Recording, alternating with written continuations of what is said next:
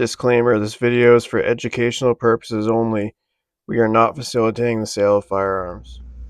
Greetings, Uverse. Welcome to Gunverse YouTube channel. Today we've got a update video on this here TPS M6 takedown. So last week we fired it for the very first time on the channel and we had mixed success with it. So the bottom barrel, which is the 410 shotgun, performed flawlessly, and then later on I noticed that there is two sights. This peephole here is for the 22 and that V-notch there is for the 410 shotgun. So after trying that out, still couldn't hit with the 22 Hornet, but upon reviewing the video, I saw that there's an awful lot of barrel rise, more than I expected. I was expecting a regular 22 worth of recoil, but I noticed there's a decent amount of barrel rise on the 22 Hornet barrel, which is on top. And this created firing both of the calibers, after about a dozen shots, the barrel started getting extremely hot. And I know it's like a survival rifle, so you're not always going to have the option to have gloves. So what I'm going to do today is I got myself some 550 cord, paracord, whatever you want to call it. If you're in the military, you probably refer to it as 550 cord. So what I'm going to do today is I'm going to take said 550 cord and I'm going to do a wrap job in the middle of the barrels here. So I have a nice platform to rest my hand. And the other thing I noticed about this when I watched the videos is this trigger and how awkward I was holding it. So upon further review, I noticed this crook here in the end. So next time I'm going to try that crook just like this and try firing it just like kind of almost like a regular trigger. But between the trigger and the barrel rise, I think that's why I was significantly, I was always high, so on the target, that is. Don't need any jokers in the comment section. But all right, so back to the rifle here. So yeah, I'm gonna wrap it with this 550 cord, and I'll show you how I do it along the way. So stay tuned. All right, so one other thing, I want to apologize for the audio. I lost yet another microphone, so I had to order another one. It'll be in a couple days. So the reason I'm making this video is because I'm not good at tying knots or anything rope related. So I totally failed that section of Cub Scouts. So I'm making this to show that just any regular guy can or gal can do this. So I'm not going to obviously show the whole process, but I'll show the important parts. And so that way you too can have a comfortable grip for your M6, TPS M6 Takedown. So I'm gonna get some sort of knot going on this end, and then I'm gonna tie off on the bottom barrel here. And then I'm gonna try and alternate. I'm gonna try to wrap around, come through, and then go down, and then go through, and then back. I don't know. I just feel like that's gonna be the best way. And then I'm gonna tuck the tail of this paracord in like that, so it'll get wrapped and you won't see the end of it. So you'll just see a knot on this side. And I haven't quite figured out how I'm gonna end it yet, but yeah, I'm gonna get my knot tied, get it started on the bottom barrel, and then I'll show you guys what I'm about to do. Alright, so I got my layout going. Like I said, I tied a knot around the bottom barrel, just a single knot, and then the extra is just going to go along the bottom, and it will hopefully get wrapped up.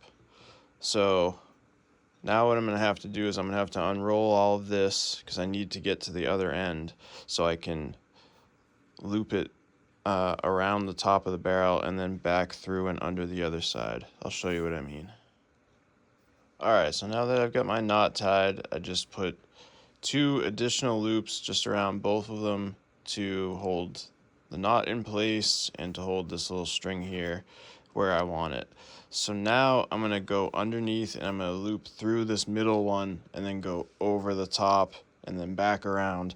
And I'm going to try to repeat that pattern so hopefully it looks cool. If not, I'll just wrap it all like this and hopefully call it a day, but I'm trying to make it look cool. Alright, so it's coming out fairly decent for somebody that can't tie a knot.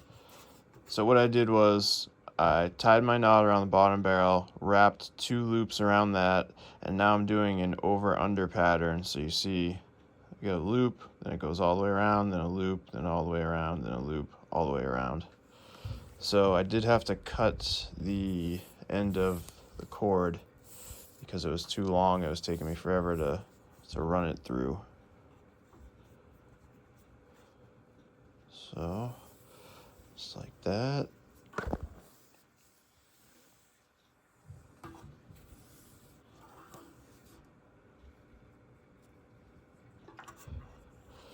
Okay, pull that nice and tight.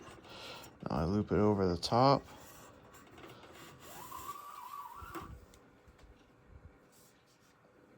And then